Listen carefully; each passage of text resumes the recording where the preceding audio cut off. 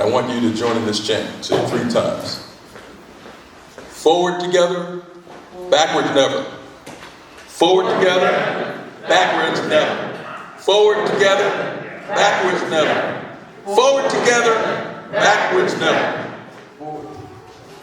You know, it's an honor to share this brief sketch. Lots of the story will be left out because it's too much of a story to tell. 25 years of working class struggle and building the foundation and this social movement, Labor House of Justice that UE150 has built over the years. And I want to just first of all thank all the folks who've compiled and helped to submit this timetable, starting with Laurcine Taylor, Don Cavallini, Jim Wren, Raymond Sanders, Nathan Mayo, Steve Bader, and of course, Dante Strubino.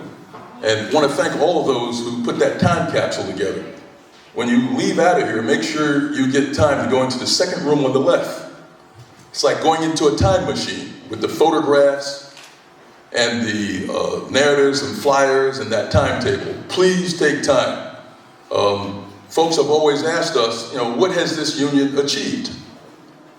There's no way I can sum up all of that in a quick 10, 15 minutes. But want to just start out by stating that workers make history every single day. The workers in this union has made history. And I'm just honored and proud of the new wave of young leaders we have stepping up in our union. And I'm telling you, man, if you think that first wave was something, wait until you get a whiff of this new wave that's coming, the new wave that has taken us this far, through a pandemic, through a major crisis, social, economic, political crisis in this country. Our leaders have stood firm, our union has stood firm, and we're gonna make another 25 years of history after this convention. So get ready, put on your hats, we're headed towards strong.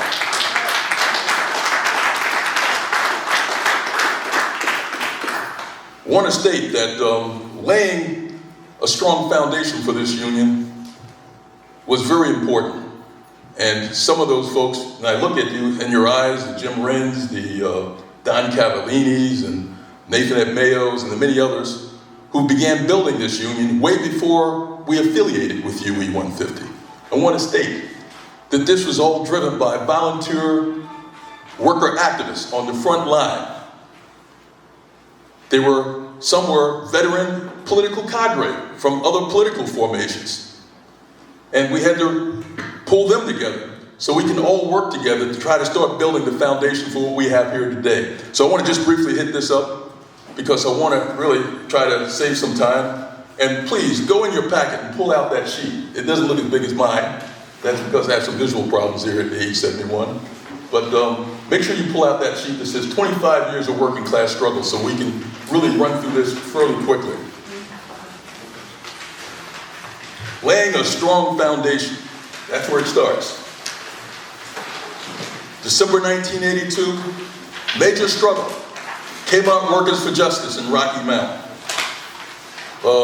One of our soldiers, has fallen ill, but hopefully he'll do better real soon. Brother Saladin Muhammad, Sister Naima Muhammad, and a host of other members, such as Abner Berry and others, helped us build this campaign that inspired a very important organization that has developed and has been around now for 40 years, Black Workers for Justice. But it started down east, which is very important. That's where the majority of the plantations were. That's where the majority of the slaves were. It's some of the worst working conditions down east. But that's where Black Workers for Justice got its start. And as many of you know, it's an organization that has been central not only to workplace struggles, but also to many community struggles for empowerment, the environment, and a host of other issues. I lay all this out because it's important that we understand why our union is a social movement union.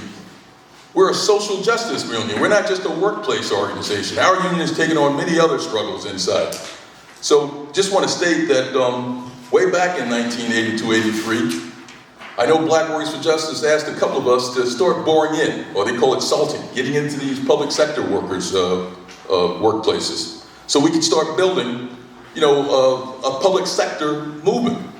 So I know I joined the City of Durham's Affirmative Action Department, And we began building or rebuilding what was once ASME Local 1194, the Durham City Workers Union. It only had 23 members. We built it up to 298 by 1989. And it became the pillar for building the North Carolina public sector, the North Carolina Public Service Workers Network. All right. Want to state that, want to thank Brother Don Cavallini. Raise your hand, Brother Don. And he's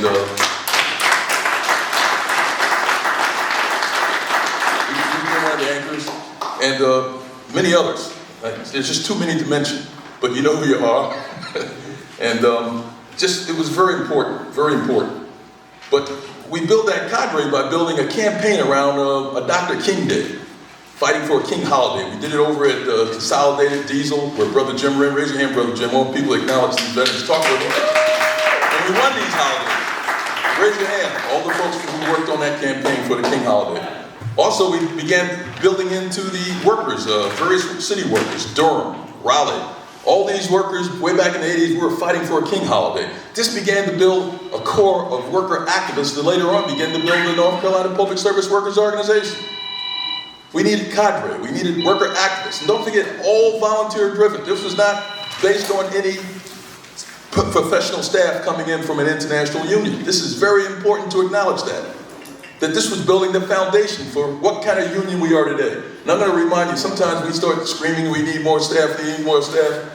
We need more frontline worker activists. We need more, and as some of our people retire, we need more workers to step up and fill in the shoes of some of the people who are retired.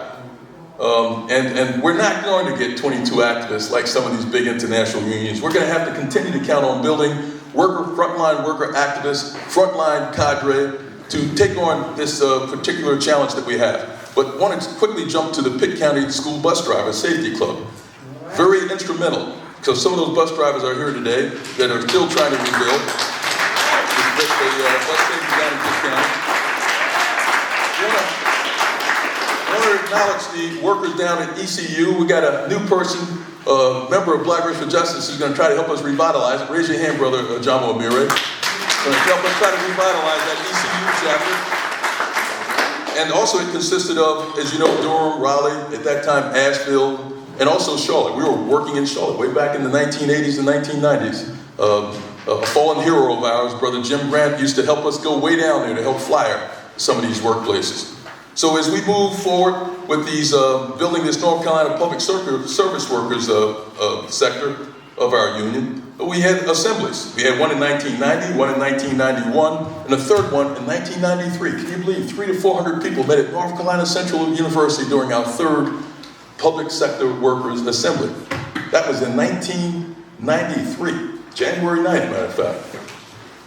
But another key component of us building this work is the CDC, the Workers' Unity Committee, now called, or was called, the Carolina Auto, Aerospace, and Machine Workers Union. It was a lot broader back then, and we got to acknowledge the role they played. That was a great inspiration to the other public sector workers when they saw the level of unity that they had, let alone when they affiliated in 1994 with the National UE.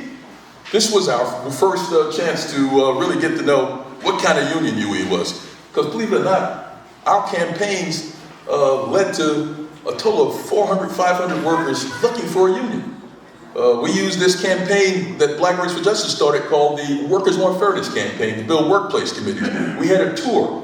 It was called the Southern Workers Tour, organized the South, where we put workers in vans and we took them up through northern cities in the Northeast, Midwest. This was the first time workers had an opportunity to see what a union looks like. But it didn't look anything like the union we have today. Matter of fact, I think our union far surpassed theirs in many ways. But it was our first opportunity, and it was also our chance to make a call for other unions to come south to try to organize, workers here in the South, and particularly in North Carolina. All of this was very important, and this is where we met Brother Bob Clark, who spoke to the CDC Unity Committee. They had a gathering there. That's also where we met Brother Organizer Ed Bruno, who came to work with the CDC. The UNC Housekeepers lawsuit was filed in 1996, and we won millions of dollars for those housekeepers. This is all prior to the founding of UE150. North Carolina Public Service Worker Organizations met in 1997, 96. It's debatable, but we decided that we had to figure out which of these unions we were going to, after interviewing them, we were going to affiliate with. We had ASME, we had CWA, we had UAW, we had SEIU. And you know which union we chose because it's sitting here today. UE was our union that we decided on. And I want to thank Brother Jim for his very lively deliberations and debate that we had. He really was a great major force in influencing us in that direction, him and the work they were doing down at CBC. So it's very important that we understand that this is a long history. In 1998, at the UNC council meeting, we met with the president. We were pushing for new things. Even though we didn't have the right to collectively bargain, damn that Section 95, 98 that says we couldn't collectively bargain. We were able to meet and confer for the very first time in 1998 in terms of the state workers. But building the UE150 social justice movement, because that's what we are, took off big time in 1999. We had a statewide organizing blitz thanks to UE, with the UNC system. This is after we decided to affiliate. Give me a warning when I hit 5. All right. So, and then we had our national convention that year, 1999. But also, at that time, we also had our founding convention for our UE150. We had many campaigns, particularly in the Department of Health and Human Services. It is still the pillar of UE150. Our Department of Human Services workers are still the pillar of our union, and we got to revitalize. We got to make it stronger. And also, we also got to remember that during this period, Camus too was a great inspiration to us when they filed the various national labor relations charges and cases, and actually won some major inroads for public sector workers that didn't have a collective bargaining agreement. We called this our pre-majority union. Please take time to read that whole section of all this great work that took place in that period.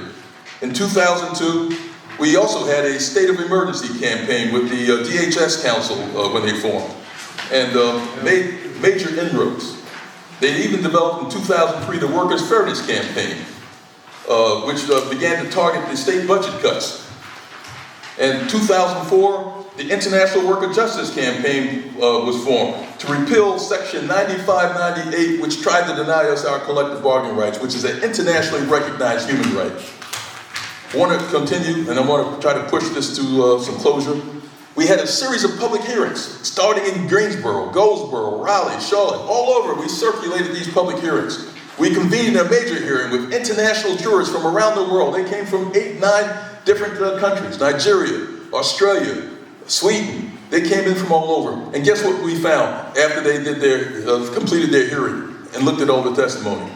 They found that what we already knew, that the state of North Carolina was in violation of our international human right to collectively bargain.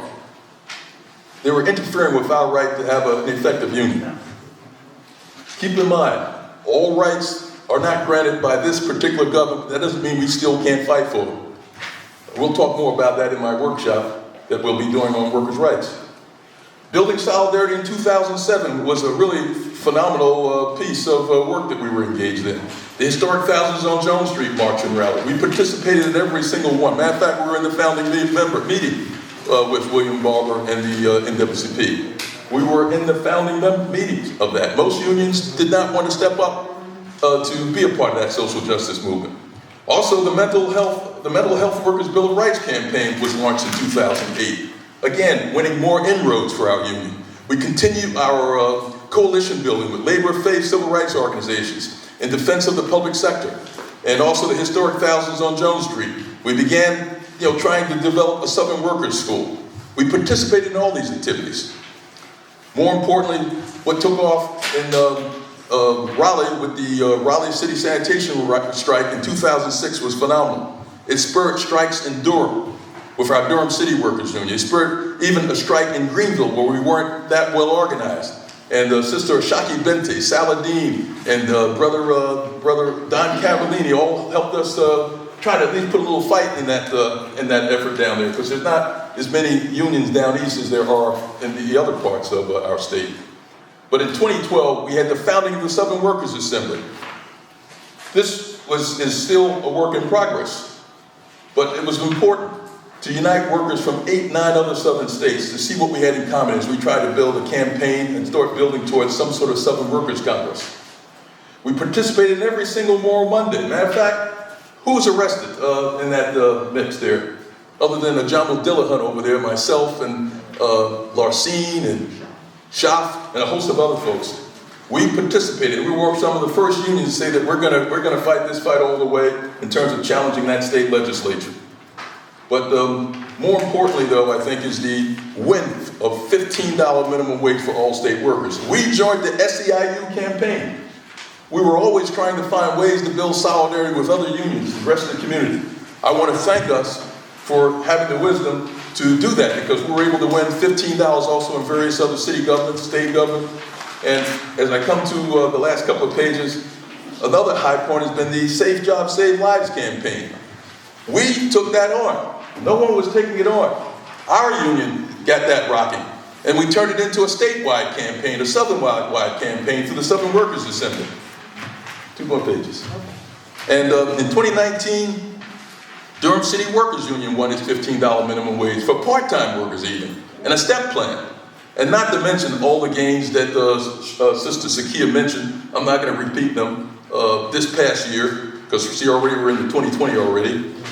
And trust me, I'm trying to capsulize 25 years of building power for working people. More recently, though, as I try to close out, Charlotte City Workers' Wages had a strong budget campaign this past year. I think it's a model for all of us, from Virginia to all the cities in North Carolina, where they got an increase of 10%. Mind you, without collective bargaining. Let's give them some love, man.